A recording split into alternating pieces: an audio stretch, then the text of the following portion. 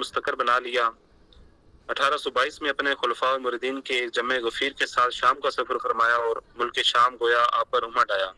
سلوک و ارشاد کے ساتھ علوم شریعہ کی اشاعت اور مساجد کی دوبارہ آبادی اور رونق کی طرف بھی متوجہ رہے۔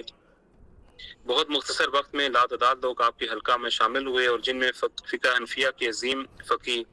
ابن عابدین شامی اور تفسیر روح المعانی کے مصنف علامہ علوسی بھی شامل تھے۔ علامہ ابن عابدین شامی نے آپ کی خانقاہ سے علمی اور روحانی استفادہ کیا۔ آپ مولانا خالد نقشبندی کی روحانی خانقاہ کے علمی ماحول کے بارے میں لکھتے ہیں۔ ہلو السلام علیکم، کیا لگا صورت سے کیا کہ 1000 صاحب تصنیف انسان علماء پاک آپ دیسو کے حلقہ بگوش ہو کر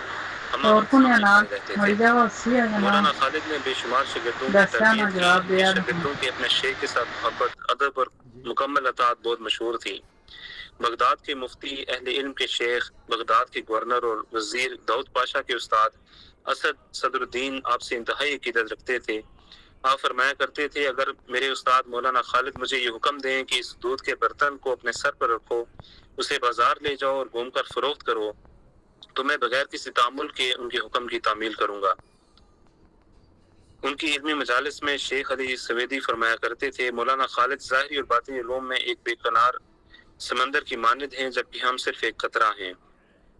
آپ کثیر تصانیف تھے اور عربی اور فارسی زبان میں شاعری بھی کرتے تھے۔ آپ کا فارسی دیوان ترکی سے طبع ہوا، علاوہ ازیں آپ کی تصانیف میں بے شمار کتب شامل ہیں۔ آپ کے احوال و مناقب اور آثار پر بھی متعدد کتابیں لکھی گئی ہیں، لیکن اختصار کرتے ہوئے ان کا بھی ذکر نہیں کیا جا رہا۔ علامہ ابن عابدین کے معاصر اور مشہور ادیب و شاعر شیخ عثمان بن سند النجدی نے ایک کتاب الاسفار موارد فی سلاسل احوال الامام الخالد عربی میں لکھی۔ آپ کی زندگی میں ہی آپ کے خلیفہ حضرت شیخ حسین دوسری نے کتاب الاساور المسجدیہ فی المعار الخالدیہ کے نام سے آپ کے حالات میں لکھی۔ شیخ محمود علوسی نے کتاب الفیض الوارد علی روز المرثیہ مولانا خالد تحریر کی۔ امراء سلطنت کی اصلاح اور معاشرتی فلاح میں کردار۔ مولانا خالد کردی بغدادی نے نہ صرف علمی میدان میں خاطر خواہ خدمات پیش کی، بلکہ امراء سلطنت کی اصلاح اور معاشرتی فلاح اور تربیت میں بھی بے مثال کردار ادا کیا۔ مولانا خالد بغدادی چونکہ مجدد الافسانی کی شخصیت اور تعلیمات سے متاثر تھے، اسی لیے برصغیر میں ان کی اصلاحی و مجددانہ تحریک کو مشرق وسطیٰ میں سلطنت عثمانیہ میں ترویج دی۔ حضرت مجدد الافسانی کا اپنا انداز اپنایا اور نہ صرف عوام الناس بلکہ امراء سلطنت کے ساتھ روابط اور ان کی اصلاح کی۔ 18ویں صدی میں برصغیر کے دو ممتاز صوفی شخصیات مظہر جانا اور شاہ ولی اللہ دہلوی، جو خود بھی نقشبندی سلسلہ سے وابستہ تھے، اس امر پر زور دیا کہ شریعت مسلم زندگی کا مرکزی ستون ہے، لیکن شریعت کی پیروی محض انفرادی اور روزمرہ زندگی تک محدود نہیں بلکہ حکمرانوں پر بھی لازم ہے کہ وہ اپنے نظام حکومت کو شریعت کے مطابق استوار کریں۔ چنانچہ شیخ خالد نقشبندی نے اسی طرز پر بغداد کے گورنر داؤد پاشا کو ایک مکتوب لکھتے ہوئے واضح کیا، وزیروں کے احکام کی اطاعت اس وقت تک واجب ہے جب تک وہ شریعت کے خلاف نہ ہوں۔ جب عکا کے گورنر عبداللہ پاشا نے شیخ خالد سے دعا کی درخواست کی تو انہوں نے جواب دیا، وہ اسی قدر اس کے لیے دعا کریں گے جس قدر پاشا شریعت کی پابندی اور اہتمام کرے گا۔ آپ سمجھتے تھے کہ حکمرانوں کے لیے شریعت کی پابندی ناگزیر ہے، اس لیے داؤد پاشا کو خط لکھتے ہوئے حضرت مجدد الافسانی کے قول کی تکرار کی، بادشاہوں کی نیکی دراصل رعایا کی نیکی ہوتی ہے اور ان کی خرابی پوری قوم کی خرابی بن جاتی ہے۔ آپ کے اعلیٰ اخلاق و کردار سے امراء حکومت بھی متاثر تھے، یہی وجہ تھی کہ امراء و وزراء بھی آپ کی خانقاہ سے استفادہ کرتے تھے۔ ایک وزیر جو ان سے حسد کرتا تھا، اس نے سلطان کے سامنے ان کے بارے میں کچھ غلط الفاظ استعمال کیے اور اس کو بدظن کرنے کی کوشش کی، تو سلطان محمود خان نے جواب دیا، اس بابرکت مرد دین سے ریاست کو کوئی نقصان نہیں پہنچ سکتا بلکہ وہ ہمارے لیے بڑا فائدہ مند ثابت ہو سکتا ہے۔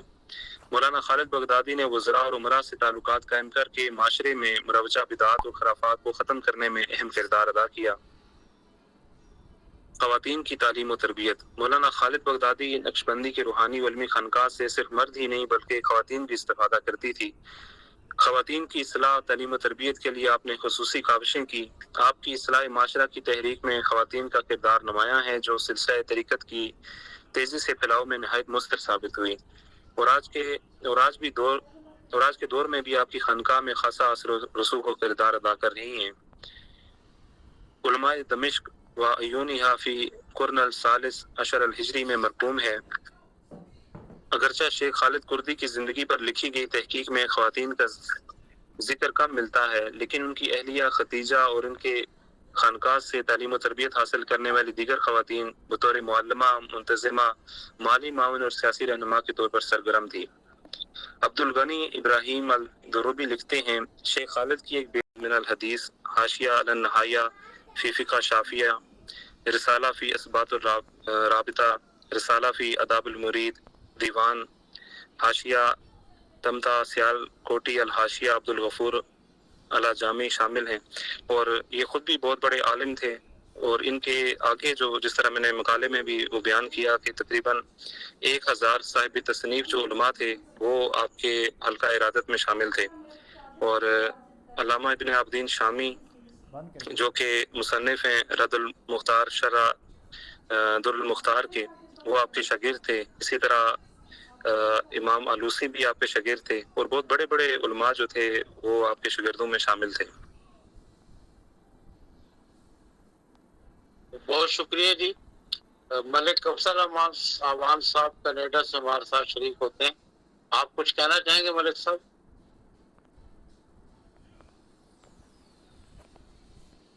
شاید ان تک آواز نہیں جا رہی۔ میں خود کچھ گزارشات پیش کرنا چاہتا ہوں، پھر اس کے بعد یاسر حسین صفی صاحب سے گزارش ہوگی۔ ہاشمی صاحب، آپ کا مقالہ جیسے لبنہ فروغ صاحبہ نے کہا کہ اختصار چکتا رہا، آپ کا مقالہ لمبا تھا تو ہم آپ کو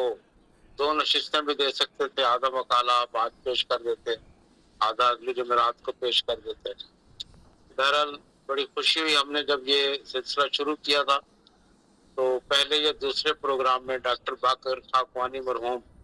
انہوں نے اپنا مقالہ پیش کیا تھا، صوفیہ کا سیاست میں کردار، اور انہوں نے یہ بات ثابت کی تھی کہ ہندوستان میں جب تک مغل بادشاہ اور اس سے پہلے کے بادشاہ رہے،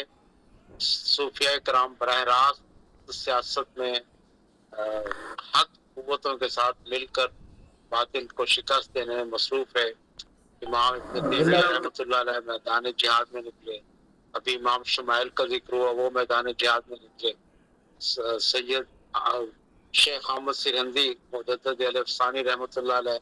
انہوں نے وقت کے طاغوت سے بہت بڑی ٹکر لی، لیکن بس افسوس یہی ہے جو میں نے سوال بھی عرض کیا تھا کہ یہ سلسلہ آگے نہ چل سکا، اور بہت ساری وجوہات ہو سکتی ہیں اس میں سے، اور سب سے بڑی وجہ جو میرے ذہن میں آتی ہے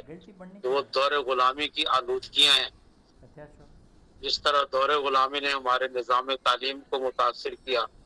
دور غلامی نے ہمارے نظام عدل کو بالکل تباہ کر کے رکھ دیا، دور غلامی نے جس طرح ہماری سیاست کو بالکل اس کو سیاست معکوس بنا کر رکھ دیا، اور اس کو ان کے ہمارے گردنوں پر مسلط ہیں، اور جس طرح دور غلامی نے سود کو ہماری رگوں کے اندر انجیکٹ کر دیا اور ڈال دیا، یعنی جس طرح اس نے سارے کے سارے میدان علم و عمل جتنے بھی تھے سب کو اس نے خراب کیا، اس طرح اس تصوف کو بھی اس نے کوشش کی۔ announce the overall top جہاں بھی اسلام positions, تحریک کا حصہ ہے، اس میں سے خرافات اور جو خلاف شریعت باتیں ان کو دور کیا جائے اور اس کی اصلاح کی جائے۔ ہمیں خوشی ہے کہ آپ جیسے نوجوان ہمارے ساتھ شریک ہیں۔ میں چاہوں گا کہ آپ آئندہ بھی حصہ لیتے رہیں، اور خاص طور پر آپ نے اشارتاً ذکر کیا اپنے کتاب میں، میں نے آپ کا سارا کتاب سنا ہے، کہ جو تہمت ہے دنیا سے بے رغبتی کی اور رہبانیت کی، کوئی ایسے مقالات پیش کریں، ایسے افکار عملاً پیش کریں کہ جس سے یہ بات واضح ہو سکے کہ صوفیاء کرام اسی طرح اس دین کا حصہ ہیں جس طرح قرآن نے حکم دیا کہ ادخلوا فی السلم کافہ، کہ سارے کے سارے اسلام میں دین میں داخل ہو جاؤ۔ اسی طرح کے شعبے بنانے کی شریعت نے نہ اجازت دی ہے اور نہ اس کی کوئی رخصت دی ہے، کہ ایسا نہیں ہے کہ کچھ لوگ سیاست سنبھال کر بیٹھ جائیں، کچھ تصوف سنبھال کر بیٹھ جائیں، کچھ معیشت سنبھال کر بیٹھ جائیں، کچھ تعلیم سنبھال، ایسا نہیں ہے، سب لوگ سب کاموں کے اندر شریک ہیں۔ تو ہم چاہیں گے کہ آئندہ بھی آپ ہمارے ساتھ شریک ہوتے رہیں اور اپنے اس مقالے کو 2 قسطوں میں 3 قسطوں میں ستی صاحب کے ساتھ مشورہ کر کے ضرور جہاں مکمل پیش کریں، ہم بڑے شوق سے سنیں گے۔ میں اپنے گزارشات کا اختتام کرتا ہوں اور ڈاکٹر یاسر حسین ستی صاحب سے گزارش ہے کہ وہ ارشاد فرمائیں، اپنے تاثرات کا اظہار کریں۔ جی بہت شکریہ جی ڈاکٹر خاکوانی صاحب، میں شکریہ ادا کرتا ہوں محترم رضا ہاشمی صاحب سے، ماشاءاللہ نوجوان ابھی شکریہ کا نہیں کہا، شکریہ آخر میں آپ کریں گے، فی الحال آپ اظہار رائے فرمائیے۔ جی میں درمیان میں کچھ لیٹ ہو سکا، سفر میں تھا اور پروگرام اس طریقے کے ساتھ میں پورا تو نہیں سن سکا، لیکن شیخ خالد کردی رحمۃ اللہ علیہ کے حوالے سے جو انہوں نے بات کی کہ نقشبندی ذوق کے یہ لوگ تھے، اور نقشبندیوں میں طریقت میں نے اکثر کہا کہ یہ 4 سلسلے نقشبندی، قادری، چشتی اور سہروردی، تو ان چاروں کا اپنا اپنا تخصص ہے، لیکن نقشبندی صوفیاء زیادہ تر جو ہے یہ ریاستی معاملات میں براہ راست مداخلت کرتے رہے اور اسلامی فلاحی ریاست کے لیے عملی کوششیں کرتے رہے۔ تو شیخ خالد کردی رحمۃ اللہ علیہ کی خدمات بھی اسی حوالے سے نظر آتی ہیں، اور ذاتی طور پر مجھے بھی تصوف میں جو ہے وہ مجددی سلسلہ جو ہے نقشبندی مجددی بہت پسند ہے، اور اس کی وجہ ہماری جو اسلامی جمہوریہ پاکستان کی ریاست کے نظریاتی ستون ہے، میں سمجھتا ہوں علامہ ڈاکٹر اقبال رحمۃ اللہ علیہ۔ آپ سے بھی کسی نے پوچھا تو آپ نے کہا کہ نقشبندی حضرات مجھے اس لیے پسند ہے کہ یہ حرکی تصوف پر یقین رکھتے ہیں۔ تو حرکی تصوف سے مراد شاید علامہ بھی یہی لے رہے تھے کہ یہ ریاست کے معاملات میں باقاعدہ سے جو مدینہ کی اسلامی ریاست ہے اسی طرز پہ ریاست بنانے کی کوششیں کرتے ہیں۔ ہاں حکمت عملیاں وقت اور تقاضوں کے مطابق ہوتی ہیں، بعض اوقات یہ پیچھے رہ کے کام کرتے ہیں، بعض اوقات اقتدار بالکل ہاتھ میں آیا اور نہیں لیا، جس طرح مجدد الف ثانی رحمۃ اللہ علیہ۔ اس پہ بھی نقد ہو سکتا ہے کہ مجدد الف ثانی رحمۃ اللہ علیہ جب فتح ہو چکی تھی تو جہانگیر کو اقتدار دینے کے بجائے وہ خود تخت پہ بیٹھ جاتے تو شاید بر صغیر کی تاریخ کچھ اور ہی لکھی جاتی، لیکن اس میں ان کی بھی کوئی اپنی حکمتیں ہوں گی، بہرحال ان کے خلفاء یا ان کے شاگرد جو ہیں۔ اور یہ بھی پھر ایک بات شیخ خالد کردی رحمۃ اللہ علیہ سے بات نظر آتی ہے، کچھ لوگ یہ کہتے ہیں کہ جی اجمی پودا ہے یا صرف بر صغیر میں ہی اسلام کی اشاعت و ترویج میں صوفیاء نے کام کیا۔ یہ دنیا کے چاروں بر اعظموں میں صوفیاء نے اپنے اپنے انداز کے ساتھ کام کیا ہے، البتہ بر صغیر کا کام تھوڑا سا زیادہ واضح ہے، یا یہاں کی تاریخ ہی تصوف کے ساتھ رہی ہے، بڑا جوڑ رہا ہے اسلام کے ساتھ، اسلامی تصوف کے حوالے سے یہاں پہ دین کی خدمات ہوئی ہیں بنیادی طور پہ جو ابتدائی دور تھا، لیکن بعد میں باقی علاقوں میں بھی ہے۔ میں رضا ہاشمی صاحب جیسے باقی اسکالر اور ان کے ساتھ جو ہیں ان سے بھی گزارش کروں گا کہ ضرور اس پہ بھی قلم اٹھایا جائے کہ کہاں کہاں کس کس صوفی نے کیا کام کیا ہے۔ تو آج کے لیے اتنی گزارشات ہیں جی، بہت شکریہ۔ بہت شکریہ جی، کوئی اور اپنے رائے کا اظہار کرنا چاہے، کوئی تبصرہ کرنا چاہے تو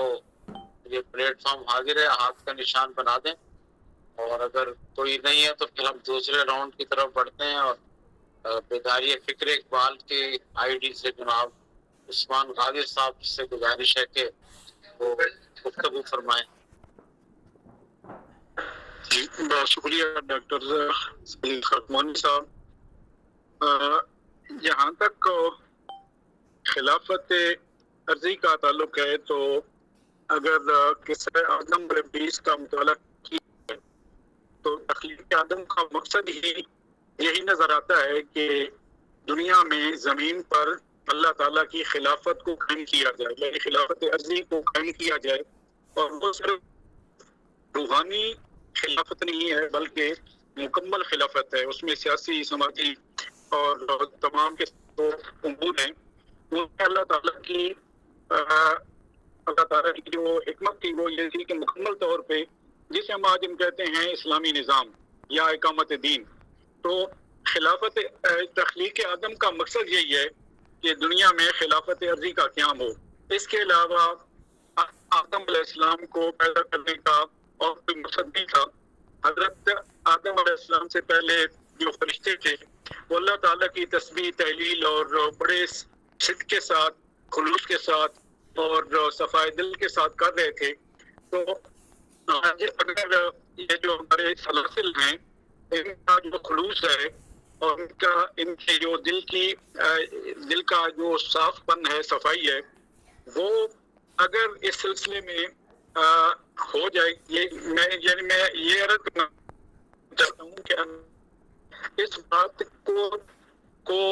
کی تصدیق ہو جائے، یا بلکہ یہ کہ اجتماع ہو جائے جیسے خلافت راشدہ میں تھا. اللہ تعالیٰ کے نبی صلی اللہ علیہ وسلم کے جو آپ نے جو خلافت قائم کی تھی دنیا میں، آپ نے جو نظام قائم اور اس کے بعد خلفائے جو نظام قائم کیا تھا، اسی طرح کا اگر نظام قائم ہے اور اس میں جو اہل صفا ہیں، اہل اخلاص ہیں، وہ ان کا کردار ایک امتحان ہو سکتا ہے، کیونکہ ان کا مقصد رضا الہی کا حصول صرف اللہ کی رضا کر رہے ہوتا، لالچ دنیا اور یہ ان کے بالکل حاشیہ خیال میں بھی نہیں ہوتا. اور اس حوالے سے اگر یہ بات کی جائے کہ خلافت امامت ارضی جو ہے یہ در حقیقت راس اور اہل صفا جو ہے ان کا ہی حق ہے. اور اگر اس سلسلے میں جیسے ہمارے محترم کشمیر صاحب نے آج گفتگو فرمائی، آپ نے بھی ذکر فرمایا کہ صوفیاء کا سیاست میں کردار، اور ابھی سبھی صاحب نے بھی ذکر فرمایا، تو اس حوالے سے میرے خیال میں اگر کام کیا جائے تو یہ سلسلہ جو ہے نا، اگر ایسے یہ سلسلہ اگر چلے کہ خلافت عرضی میں ساری خلافتیں، روحانی خلافت اور سیاسی خلافت اور معاشی خلافت یا مکمل خلافت جو ہے نا وہ اس میں آ جائے، تو اللہ تعالیٰ کا جو دنیا میں تخلیق آدم کا جو مقصد تھا، اس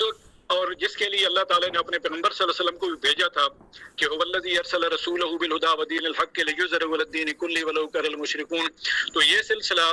یہ مکمل ہو سکتا ہے، یہ کام ہو سکتا ہے، اور اس میں ہمارے جو اہل صدق و صفا ہیں وہ انتہائی عام کردار ادا کر سکتے ہیں. اور اگر یہ نہ ہو تو پھر وہ علامہ صاحب نے جو شعر فرمایا تھا کہ وہ جو رہبانیت کی طرف ہمارا رجحان جاتا ہے،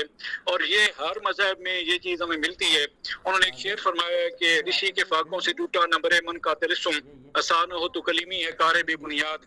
تو جب تک نظام حکومت اہل صدق و صفا اور اخلاص کے ہاتھوں میں نہیں آتی، خلافت عرضی قائم نہیں ہو جاتی، اس وقت تک دنیا سے ظلم کا نظام ختم نہیں ہو سکتا. اس سلسلے میں اگر رضا احمد ہاشمی صاحب مزید کام کریں تو یہ ایک بہت بڑا کام ہو سکتا ہے. تو میری بھی ان سے گزارش ہے کہ اس سلسلے میں تو اس نقطے پر بھی توجہ فرمائیں تاکہ ہمیں ایک بہترین رہنمائی میسر ہو سکے. بہت شکریہ جی، جزاک اللہ. بہت شکریہ. جب آخر میں ڈاکٹر شہناز ظہیر صاحبہ سے گزارش کرتا ہوں کہ صدارت خطبہ عنایت فرما دیں. ڈاکٹر شہناز ظہیر صاحبہ کینیڈا سے ہمارے ساتھ چلی گئیں. السلام علیکم ورحمۃ اللہ وبرکاتہ. آج کے قلم کارواں میں عالمی حلقہ تصوف ذکر و فکر میں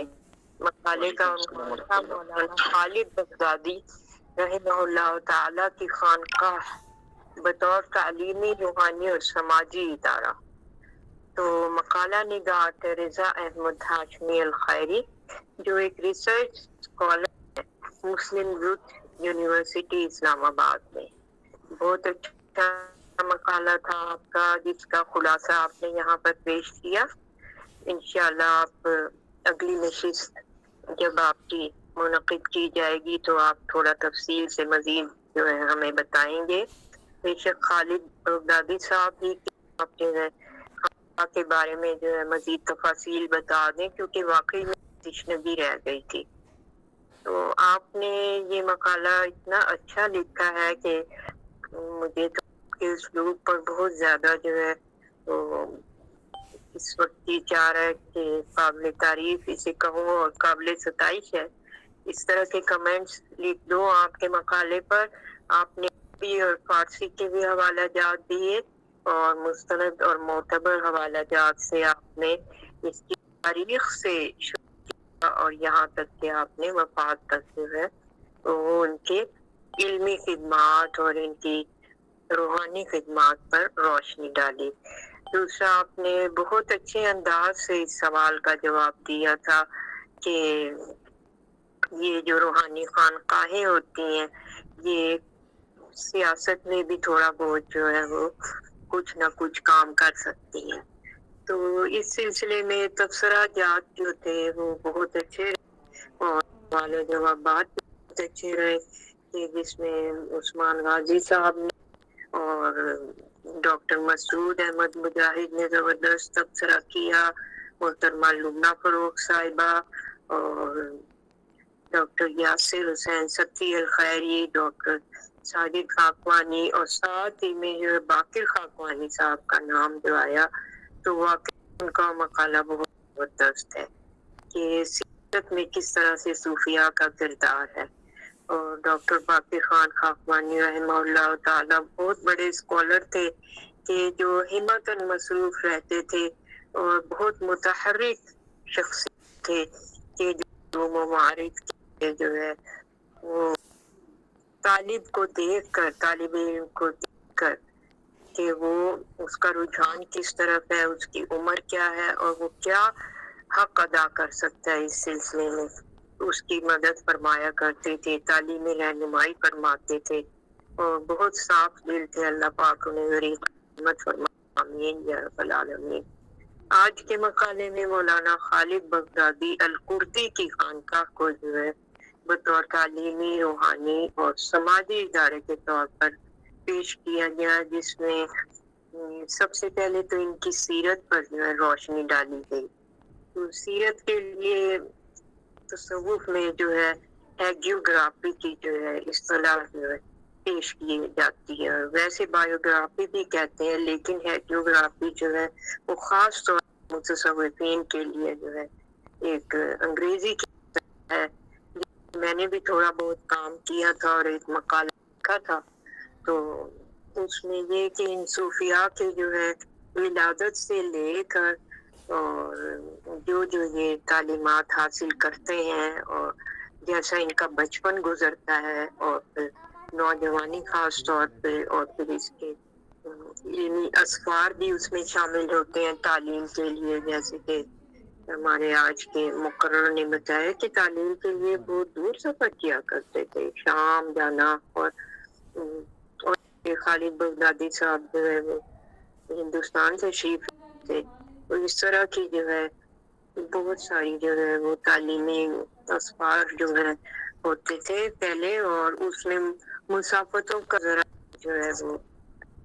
ان کو خاطر میں نہیں لاتے تھے کہ مسافت کتنی ہے اور کیا آپ کے اسباب سفر ہیں، وسائل سفر کیا ہیں، بلکہ سفر اختیار کر لیں جو کسی عالم یا صوفی کی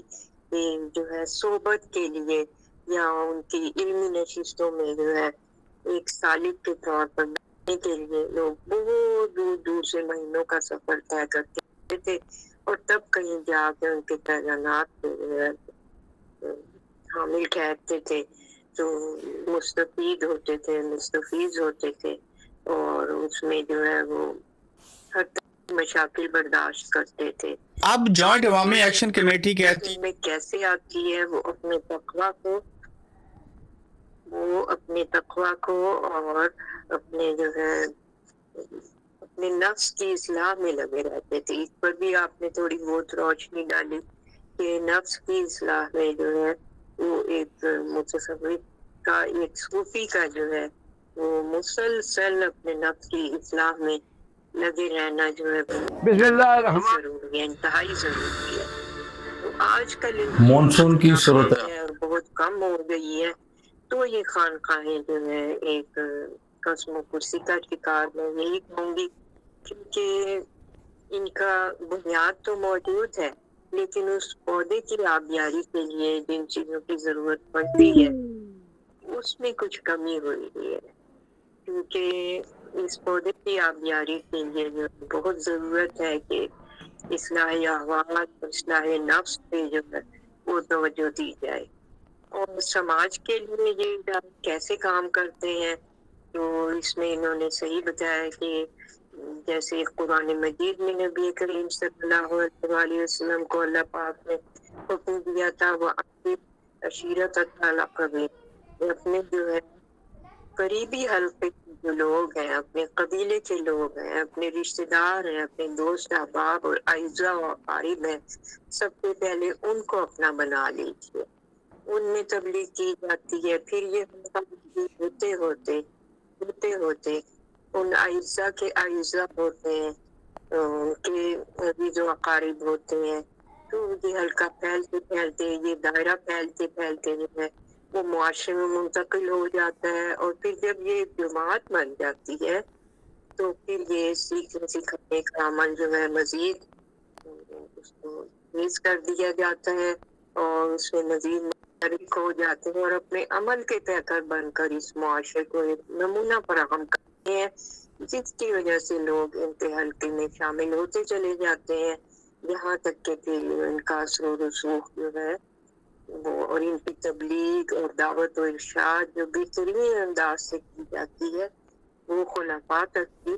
جا پہنچتی ہے، جیسے کہ ہم نے مولانا خالد بغدادی کے سلسلے میں آج کے خطاب میں ہم نے ملاحظہ کیا. تو اس طرح سے اتنے اچھے انداز سے ہمارے خطیب نے، ہمارے مقرر نے ہمیں بتایا کہ کس طرح جو ہے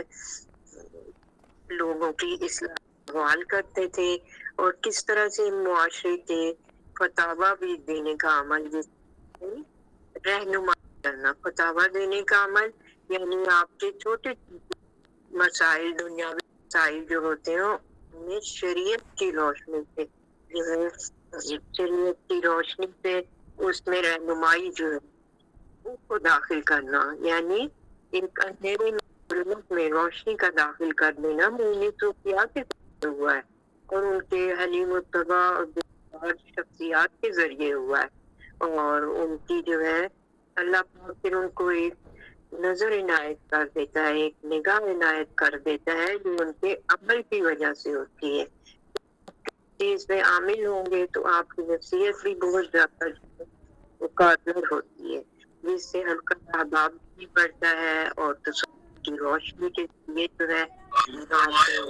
کسی دنیاوی کا یا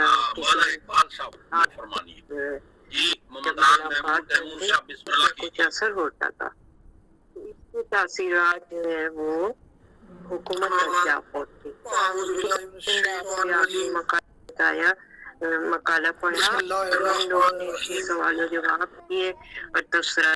کیے. اگر میں ان کا نام کسی وجہ سے ادھر بول رہی ہوں یا میں نے ان کا نام بھی یہاں بیان کیا تو خدا پاک ان کو بھی جو ہے